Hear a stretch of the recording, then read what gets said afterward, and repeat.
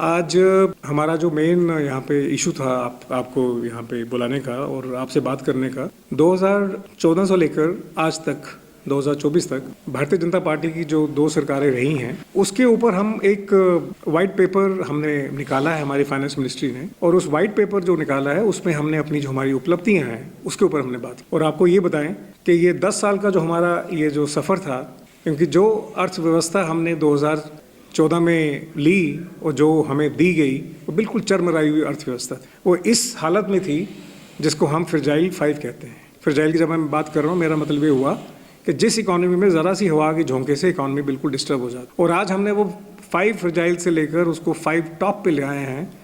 वो हमारे लिए 10 साल का जो सफ़र था उसमें हमने ये सब किया है और उसमें हमने इतना कुछ किया है। पर हमारे जो माननीय प्रधानमंत्री जी हैं उनका मानना ये है कि जो सरकारें होती हैं, सरकारें होती लोगों के लिए हैं।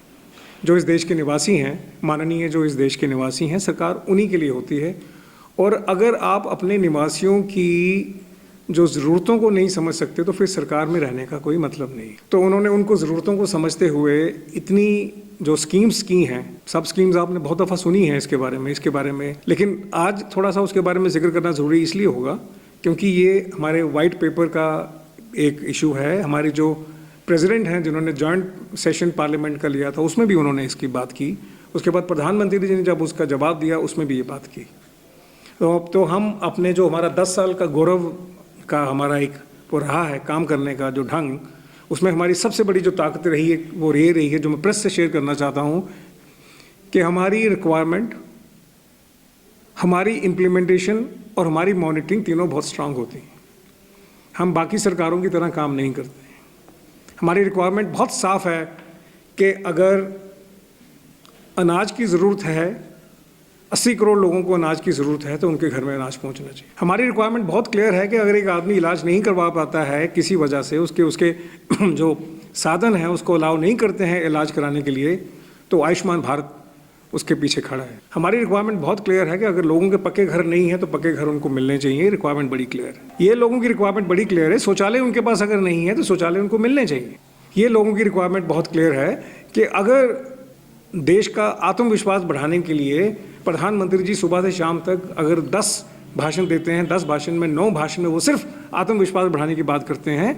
वो हो सकता है कि हम देखें कि वो मटेरियली कुछ नहीं है, लेकिन वो जो साइकोलॉजिकल काम करता है वो बहुत बड़ा काम करता है। आत्मविश्वास बढ़ाया 10 साल में इस देश में प्रधानमंत्री जी और उनकी जो पूरी टीम है नीचे, और उस टीम में हम भारतीय जनता पार्टी के जो लोग हैं, जो कार्यकर्ता हैं भारतीय जनता पार्टी के, उन्होंने भी बहुत काम किया है 10 साल में। और ये जो रिक्वायरमेंट है हमारी, इस रिक्वायरमेंट को हम पहले दिन भी समझते थे, 1947 में भी समझते थे, 1950 में भी समझते थे, लेकिन हमें इम्प्लीमेंट करनी नहीं आती ढंग से।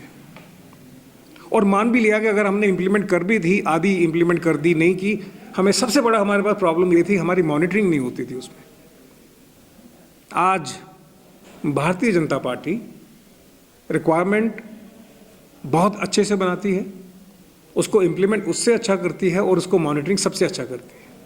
तभी आपने देखा हमारे सारे मंत्री, हमारी पूरी सरकार, हमारी पूरी ब्यूरोक्रेसी, हमारे डाउन द लाइन जितने लोग हैं, सारे के सारे लोगों के घरों तक जाके वो चीज़ें देने की कोशिश करते हैं जो उनको ज़रूरत है। तो क्या यही सरकार का काम है?